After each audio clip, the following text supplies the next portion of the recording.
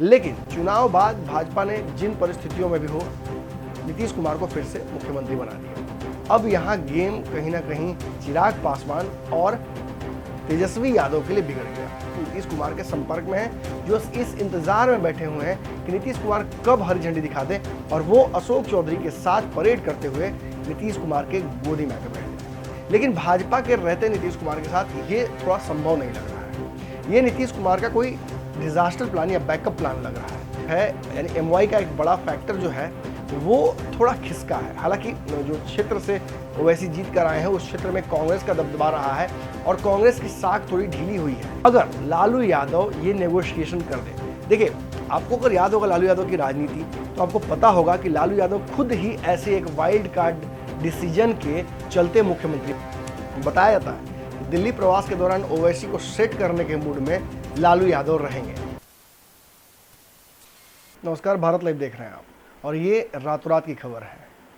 आज जो खबर आपके सामने मैं लेकर आया हूँ, ये देखकर ही कहीं ना कहीं राजद के जो समर्थक हैं उनमें खुशियों की लहर दौड़ गई होगी। जी हाँ, आपको अच्छे से पता है। देखिए, बीते चुनाव में सीधे तौर पर अगर कहा जाए तो राजद ने कोई गलती नहीं की थी, लेकिन फिर भी राजद सत्ता से विमुख हो गई। ऐसा एग्जिट पोल्स में भी दिख रहा था कि तेजस्वी यादव बहुत कंफर्टेबल मेजॉरिटी से सरकार बना रहे हैं, लेकिन ऐन मौके पर कांग्रेस की सीटें बहुत कम हो गई, जिसकी वजह से सरकार बनाने से वो चूक गए। वहीं दूसरी तरफ अगर हम बात करते हैं तो जहां भाजपा कंफर्टेबली राजद से जस्ट नीचे एक सीट कम 74 सीटों पर आई, वहीं जदयू को बड़ा झटका लगा। जदयू के 28 विधायक एक साथ चुनाव हार गए। इसके अलावा कई मंत्री भी चुनाव हार गए नीतीश कुमार के। ये सारा कुछ हुआ क्योंकि लोजपा ने बगावत कर दी ऐन मौके पर एनडीए से, और ख़ास तौर पे एनडीए में वो चिराग पासवान ने तो ये भी कह दिया कि वो नरेंद्र मोदी के साथ है, भाजपा के साथ है, लेकिन नीतीश कुमार के साथ उनकी नहीं निभनी है। इसी क्रम में उन्होंने नीतीश कुमार के कई विकेट गिराए। लेकिन चुनाव बाद भाजपा ने जिन परिस्थितियों में भी हो नीतीश कुमार को फिर से मुख्यमंत्री बना दिया। अब यहाँ गेम कहीं ना कहीं चिराग पासवान और तेजस्वी यादव के लिए बिगड़ गया। हालांकि तेजस्वी यादव चिराग पासवान के पास बहुत समय है, जीवन में अभी राजनीति बहुत करनी है, और अगर नीतीश कुमार और लालू यादव और बाकी नेताओं से कंपेयर करें तो इन लोगों के पास समय बहुत ज़्यादा है। लेकिन फिर भी राजनीति का मकसद ही होता है सत्ता तक पहुंचना, और इसके लिए कोई भी हथकंडा अपनाने के लिए राजनीतिक दल राजनेता तैयार रहते हैं। नीतीश कुमार जहां एक तरफ कमज़ोर होकर इस चुनाव में गए थे, कमज़ोर होकर निकले भी, लेकिन अब अपने आप को मजबूत करने में लग गए हैं। नीतीश कुमार जहां एक तरफ लव कुश साधने की तैयारी कर रहे हैं, वहीं नीतीश कुमार ने इक्का दुक्का विधायकों को अपने पाले में करने शुरू कर दिए हैं। वहीं बताया जा रहा है कि कांग्रेस के अच्छे खासे विधायक नीतीश कुमार के संपर्क में हैं, जो इस इंतजार में बैठे हुए हैं कि नीतीश कुमार कब हरी झंडी दिखा दें और वो अशोक चौधरी के साथ परेड करते हुए नीतीश कुमार के गोदी में आके बैठ जाए। लेकिन यहाँ बहुत बड़ा खेला है। नीतीश कुमार भी बहुत सोच समझकर कांग्रेस के बड़ी टूट को रोक रखा है। उन्हें पता है कि भाजपा भी इस टूट का एक हिस्सा बटोर लेगी, इसलिए उन्होंने वर्स्ट केस सिनेरियो के लिए उन विधायकों को वेटिंग में रखा हुआ है।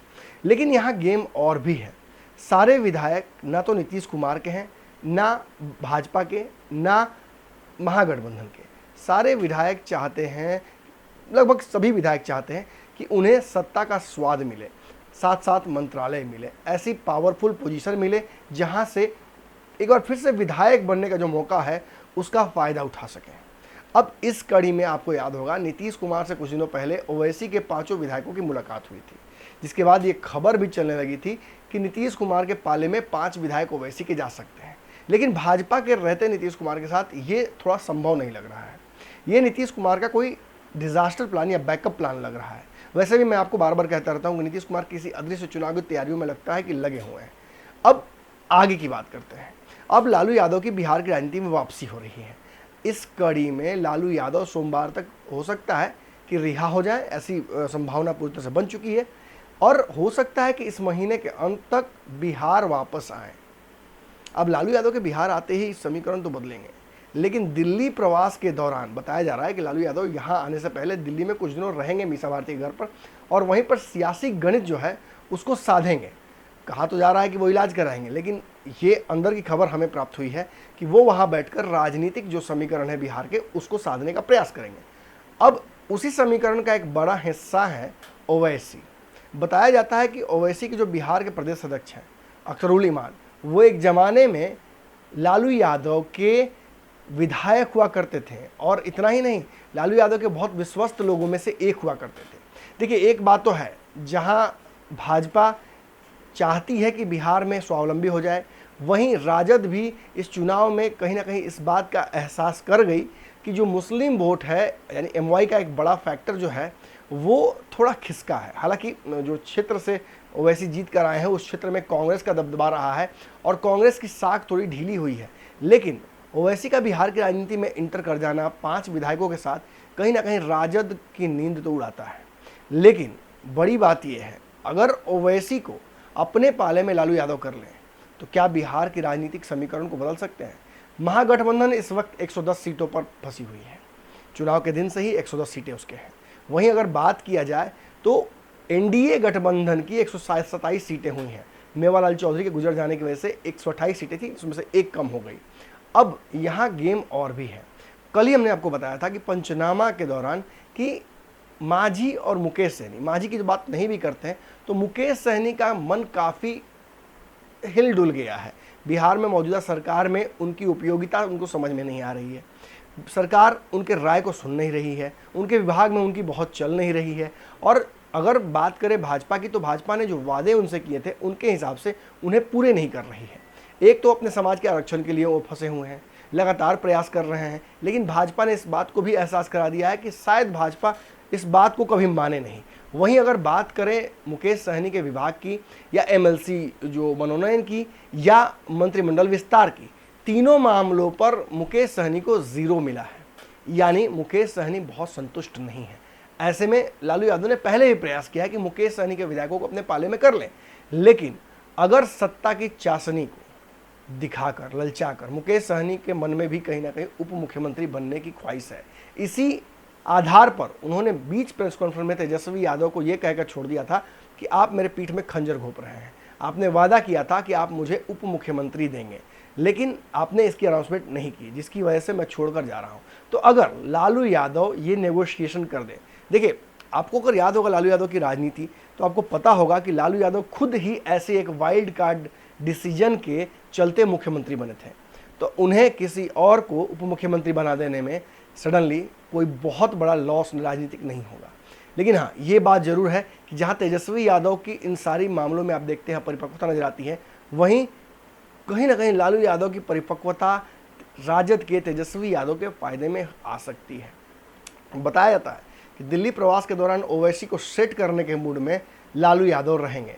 इसके लिए उन्होंने कहीं ना कहीं मीटिंग भी शेड्यूल कर ली है, उनके स्वास्थ्य के बहाने कई लोग उनसे मिलने आने वाले हैं। इसी क्रम में हो सकता है कि ओवैसी और ओवैसी के लोगों से उनकी मुलाकात हो और ये मामला वहीं सलटा लिया जाए। लेकिन ओवैसी के आ जाने के बावजूद जो महागठबंधन का कुनबा है वो 115 तक पहुंच पाता है। अभी जोड़ घटाव बहुत सारा बाकी है। नीतीश कुमार भी चुपचाप बैठे नहीं रहेंगे, नीतीश कुमार भी इस इंतज़ार में रहेंगे कि अगर थोड़ी भी समीकरण उल्टी होती है तो वो अपना भी सिक्का मजबूत कर लें। बहुत सारे समीकरण हैं, इन सभी समीकरणों पर हमारी नज़र लगातार बनी रहेगी, आपकी नज़र भी इन समीकरणों पर लगातार होनी चाहिए। देखिए, जब कुछ बड़ा होने वाला है तो उसके पहले शांति जरूर होती है। ये भी बिहार में जिस तरह से राजनीतिक शून्यता और शांति आ गई है, ये कहीं ना कहीं आने वाले बड़े राजनीतिक भूचाल की ओर इशारा कर रही है। रात रात की आज की खबर में इतना ही। अगली खबर में जल्दी ही आपसे मुलाकात करते हैं। उम्मीद करते हैं कि दिन भर जो खबरें होंगी उन्हें आप देखिएगा। आपको अगर खबरें अच्छी लग रही हैं तो आप कमेंट बॉक्स में आकर हमारा हौसला बढ़ा सकते हैं। धन्यवाद। अगर ये वीडियो पसंद आई और वह बिहार के राजनीति और बिहारियत से सरोकार रखेनी तो सब्सक्राइब बटन दबा के चैनल के सब्सक्राइब कर ली। ओजे एगो घंटी बा, ओकरा बटन दबा देला से कुल सटीक और मारक खबर रुआ मुफ्त में मिल जाई। अगर रुआ पत्रकारिता के हमनी के नया प्रयोग में सहयोग कर चाहतानी तो ज्वाइन बटन दबा दी। पेटीएम नंबर नोट कर ली 9386816700। धन्यवाद।